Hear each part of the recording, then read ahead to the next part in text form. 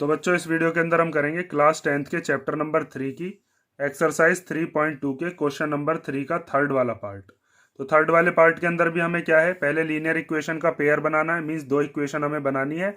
उसके बाद क्या करना है, फिर उनके सॉल्यूशन निकालने हैं सब्सटीट्यूशन मेथड से।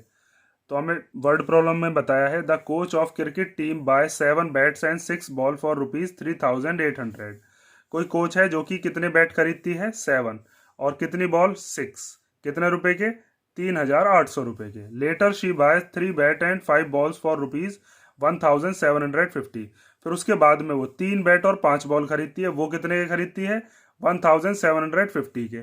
तो हमें बताना है कॉस्ट ऑफ ईच बैट, मतलब एक बैट कितने का है, एंड ईच बॉल मतलब हर एक बॉल, मतलब एक एक बॉल कितने की है। तो इसके अंदर आपको क्या करना होगा, जैसे अगर मान लीजिए एक बैट आपसे ये कह दिया जाए कि एक बैट 100 रुपीज़ का है, तो दो बैट कितने के होंगे, आप 2 की मल्टीप्लाई कर दोगे 100 में, कितना आ जाएगा 200। ऐसे ही 7 बैट कितने के हो जाएंगे, 7 की मल्टीप्लाई कर दोगे आप 100 में 700। तो यहाँ तो मैंने आपको 100 बता दिया, आप क्या काम करोगे, एक बैट मान लोगे x का, तो 7 बैट कितने के हो जाएंगे 7x का। ठीक है, इसी तरीके से हम बॉल मान लेंगे, जैसे एक बॉल हमने मान ली y की, तो 6 बॉल कितने की हो जाएंगी 6y की। ठीक है, वहां से हमारे पास क्या बन जाएगी इक्वेशन। तो सबसे पहले हमसे जो पूछा जाता है उसी को हम कुछ मान लेते हैं। जैसे हमसे पूछी है कॉस्ट ऑफ ईच बैट, तो हम मान लेते हैं let the cost of each bat be x. Each bat be x means प्रत्येक जो बैट है वो x रुपए का है। और कॉस्ट ऑफ ईच बॉल वो कितनी मान ली हमने, cost of each ball be y. ठीक है, उसके बाद आपको जो फर्स्ट केस वाला बताया है उसमें बताया उसने 7 बैट खरीदे हैं, तो जब एक बैट 1x का है तो 7 बैट कितने के हो जाएंगे 7x के। और साथ में उसने 6 बॉल भी खरीदी हैं, तो एक बॉल अगर y की है तो 6 बॉल कितने की हो जाएंगी 6y की। दोनों को मिलाकर उसने कितने रुपए पे किए थे 3,800। ठीक है, उसके बाद दूसरी इक्वेशन बनाते हैं। लेटर शी बाय 3 बैट्स, उसके बाद उसने 3 बैट खरीदे। एक बैट अगर x का है तो 3 बैट कितने के हो जाएंगे 3x के। और 5 बॉल खरीदी है, तो 5 बॉल कितने की हो जाएंगी, एक y की है तो 5 हो जाएंगी 5y की, और इक्वल टू में 1750। अब आप कोई सी भी एक इक्वेशन में से या तो x की वैल्यू निकाल लो या y की, और जिसमें से निकालते हो उसको उसमें से निकाल कर और दूसरे में पुट कर दो। जैसे मैं x की वैल्यू इधर से निकाले ले रहा हूँ और इसको निकाल कर इसमें पुट कर देता हूँ। ठीक है, देखो अब आगे। तो यहाँ पर हम क्या करते हैं, इसको मान लेते हैं इक्वेशन नंबर फर्स्ट, इसको मान लेते हैं इक्वेशन नंबर सेकेंड। ठीक है, और इस सेकेंड इक्वेशन में से हम क्या निकालेंगे, अब x की वैल्यू को फाइंड आउट करेंगे। उसके लिए आपको क्या करना पड़ेगा, इस 5y को इधर भेजो पहले, तो ये हो जाएगा 3x equal to 1750 minus 5y। फिर ये जो 3 है मल्टीप्लाई का वो कहाँ पर चला जाएगा, इसके डिवीजन में, तो ये आ जाएगा 1750 माइनस 5y अपॉन 3। अब ये जो x की वैल्यू आपके पास आई है इसको हम सब्सटीट्यूट कर देंगे कौन सी वाली इक्वेशन में। देखो अब आपने ये जो इक्वेशन बनाई है सेकंड से बनाई है, थर्ड वाली जो इक्वेशन है, तो इसको दोबारा से सेकंड में पुट मत कर देना, इसको हम किस में पुट करेंगे फर्स्ट में। तो फर्स्ट वाली जो इक्वेशन है उसको आप लिख लो, और उससे पहले क्या लिखोगे कि हम सब्सटीट्यूट कर रहे हैं वैल्यू को। तो यहाँ पर आप लिखोगे substitute the value of x in equation first.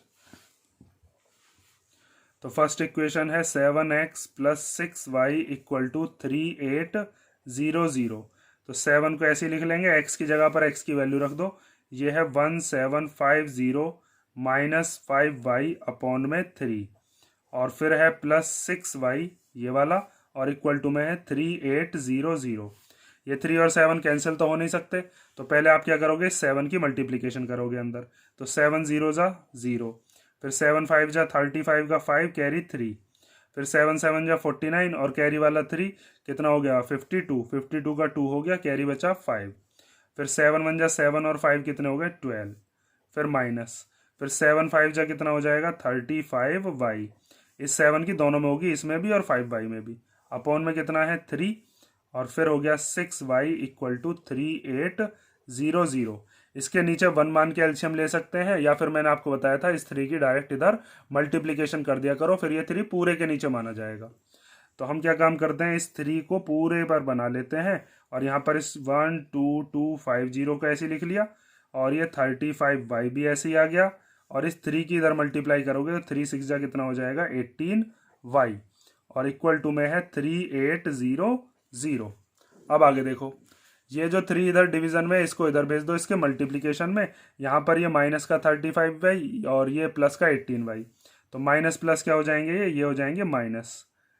तो माइनस होकर कितना आ जाएगा 17y और वो भी कैसा, माइनस का। जो भी डिजिट बड़ी होती है उसका आगे का साइन लगा देते हैं। ये 3 चला गया इधर, तो ये हो गया 3800 मल्टीप्लाई बाय 3।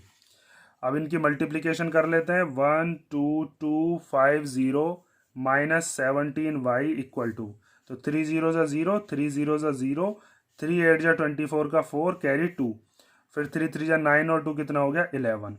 ठीक है, अब इससे आगे का इधर देखो।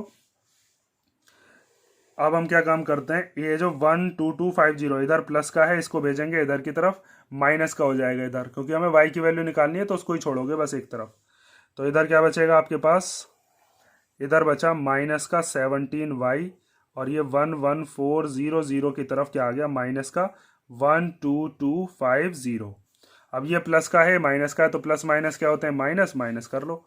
तो 12250 में से 11400 को कर लेते हैं माइनस, 0 आ गया, 5 में से 0 गया 5, इधर से कैरी लेंगे तो कितना आ जाएगा 12, 12 में से 4 गया तो कितना बचेगा 8, और यहाँ पर बचा 1, 1 में से 1 गया 0, 1 में से 1 0, तो कितना आ गया, ये आ गया 850, और वो भी कैसा, माइनस का। इन दोनों में से बड़ी डिजिट जो भी है ये वाली, इसका आई का साइन लगा दिया।